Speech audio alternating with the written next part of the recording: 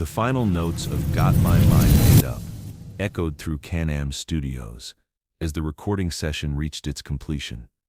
But what should have been a celebration of artistic collaboration was about to transform into the most explosive loyalty confrontation in hip-hop history. When Tupac discovered documents proving that Method Man had been secretly negotiating solo deals that would undermine Wu-Tang Clan's collective power, the accusations that followed would shatter friendships, expose the brutal economics of group loyalty, and prove that sometimes the deadliest betrayals come from the people you trust enough to make music with. It was April 15, 1996, at Can-Am Studios in Tarzana, California, during what was supposed to be the final mixing session for Got My Mind Made Up, a collaboration that had brought together Tupac, Method Man, Redman, and other East and West Coast artists in a display of hip-hop unity that everyone hoped would help heal the growing divisions within the culture. But what made this evening explosive was the discovery of confidential entertainment industry documents that had been accidentally left in the studio by Method Man's manager during an earlier session. The papers contained detailed information about Method Man's individual contract negotiations and business dealings that would fundamentally contradict everything he had been telling Wu-Tang Clan about his loyalty to the group. The documents revealed that Method Man had been quietly meeting with record executives about solo opportunities that would require him to distance himself from Wu-Tang's collective identity and possibly compete directly with his own group members for resources, radio play, and market positioning. What made the betrayal even more devastating was the timing. Wu-Tang Clan was in the middle of negotiating their own group contracts and had been counting on Method Man's public commitment to collective success as leverage in their discussions with labels. His secret individual pursuits were potentially undermining the bargaining power that came from their unified front.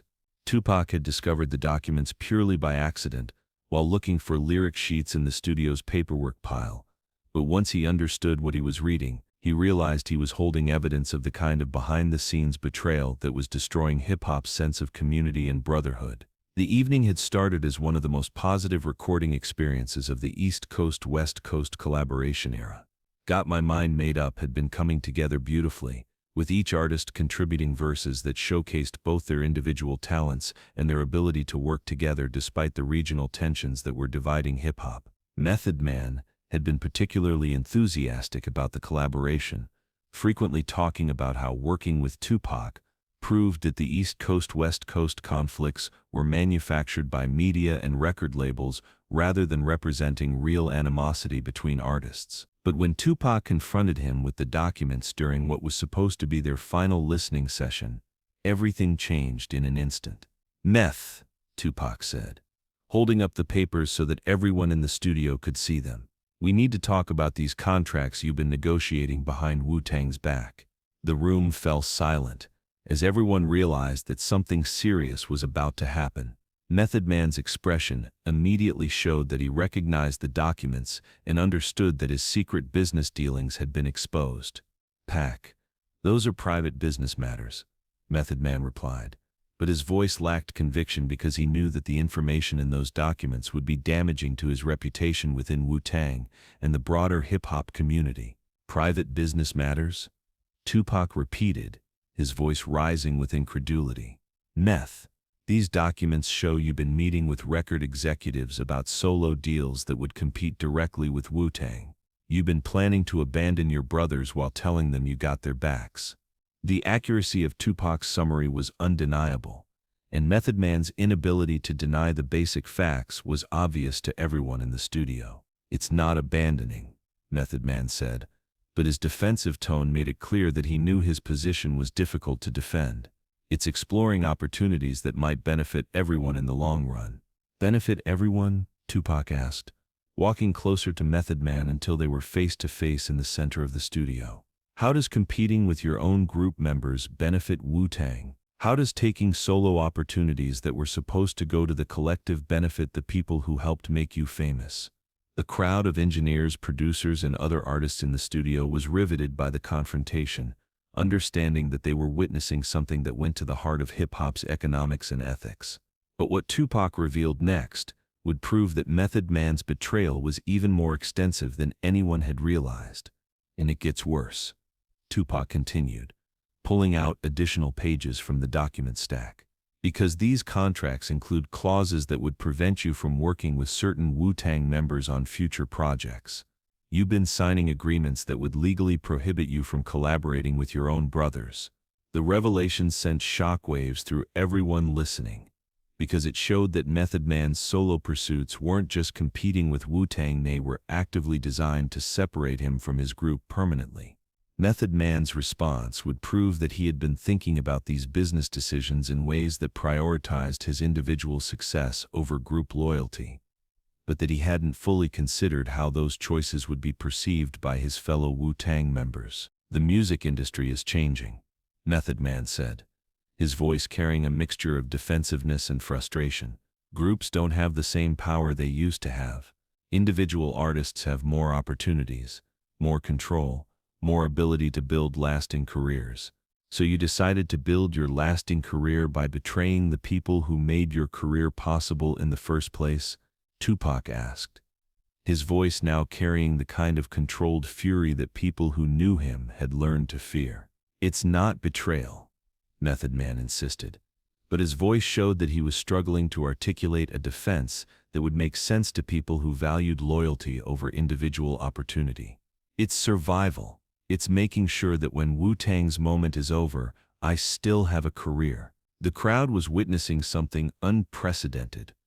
A major artist being forced to defend individual ambition against group loyalty in front of his peers, with the conversation being held in terms that would determine his reputation within the hip-hop community. But Tupac's response would prove that he had been thinking deeply about the relationship between individual success and collective responsibility, and that he had strong opinions about where the balance should lie. You know what survival looks like to me? Tupac asked, his voice gaining intensity with each word. Survival looks like lifting up the people who lifted you up. Survival looks like making sure your success creates opportunities for your community instead of taking opportunities away from them.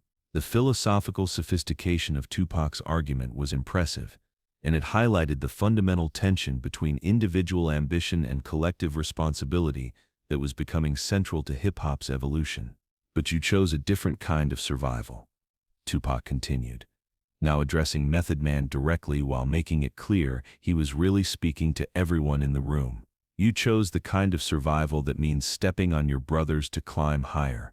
You chose the kind of success that requires you to forget where you came from and who helped you get where you are.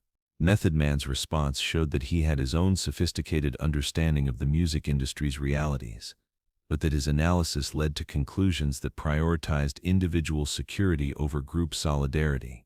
The industry doesn't care about group loyalty, Method Man said, his voice now carrying genuine frustration.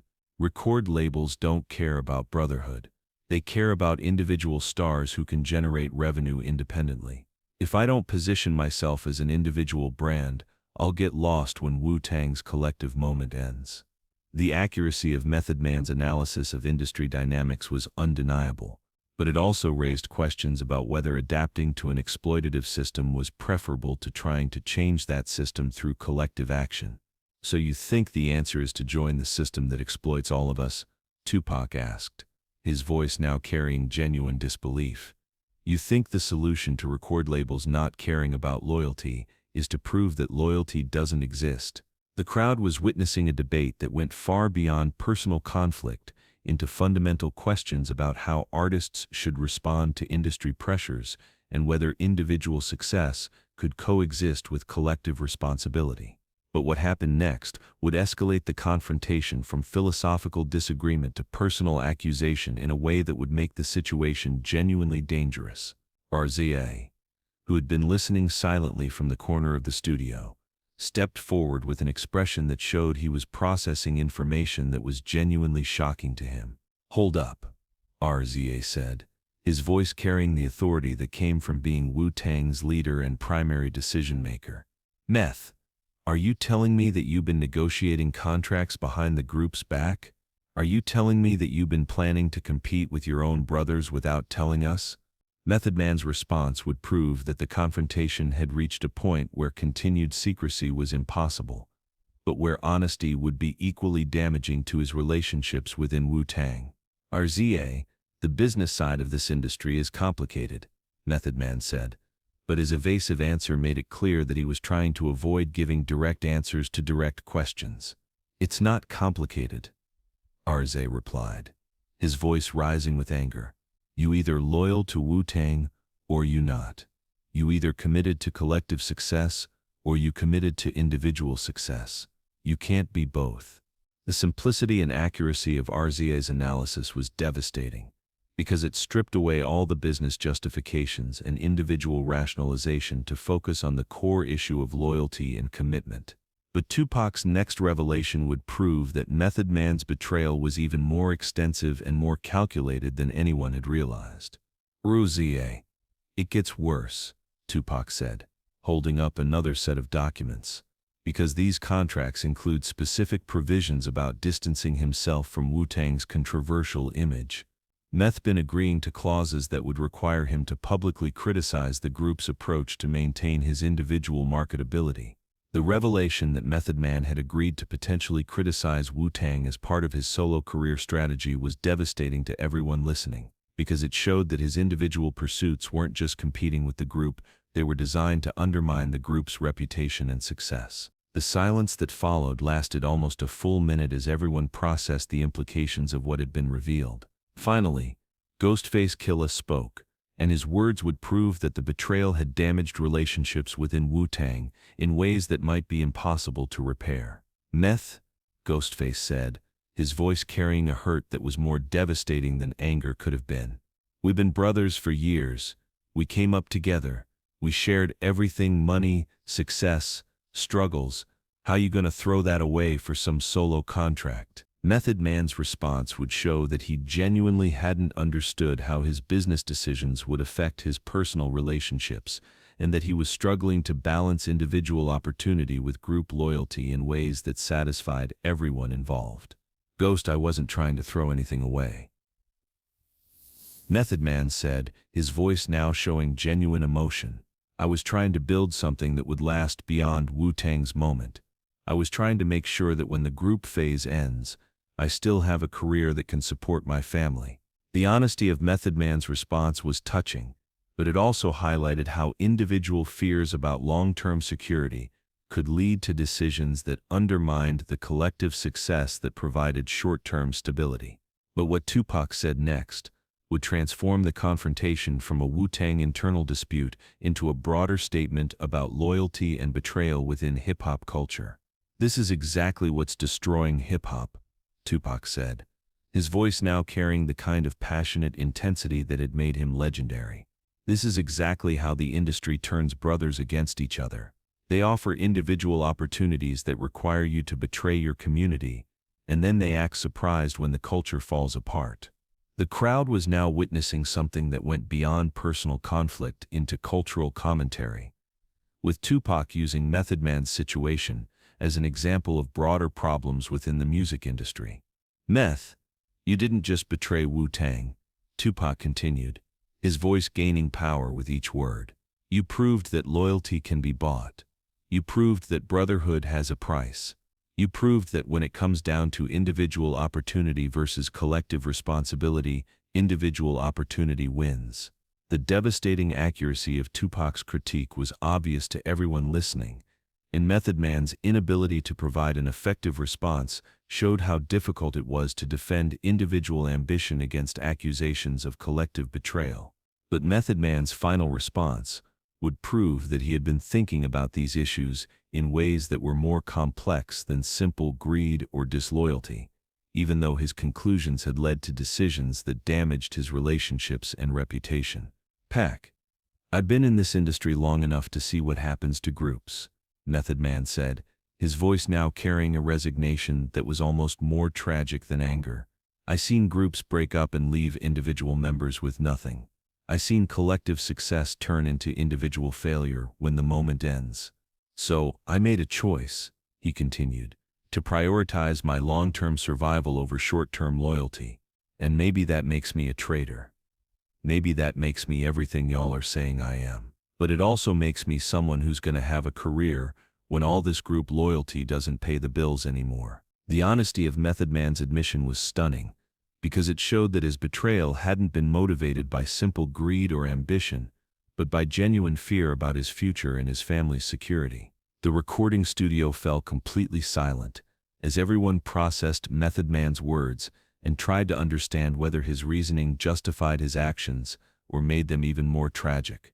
Finally, RZA spoke, and his words would prove that some betrayals create damage that goes beyond individual relationships into the fundamental trust that makes group collaboration possible. Meth, RZA said, his voice carrying a finality that was frightening to everyone listening. If that's how you feel, then you made the right choice. But you also made it impossible for us to trust you with Wu-Tang's future. You can't be part of a collective when you don't believe in collective success. The implications of RZA's statement were clear. Method Man's individual contract negotiations had effectively ended his membership in Wu-Tang Clan, regardless of any official announcements or business arrangements. But what happened next would prove that the consequences of the betrayal extended beyond Wu-Tang's internal relationships into the broader hip-hop community's perception of loyalty and trust. Tupac, apparently deciding that the confrontation had exposed something important about hip-hop's values and direction, made a statement that would be quoted and analyzed for decades afterward. "This conversation right here," Tupac said, gesturing around the studio at everyone who had witnessed the confrontation. "This is why hip-hop is dying. Not because of East Coast-West Coast beef, not because of violence or controversy, because we stopped believing in each other, because we stopped prioritizing community over individual success."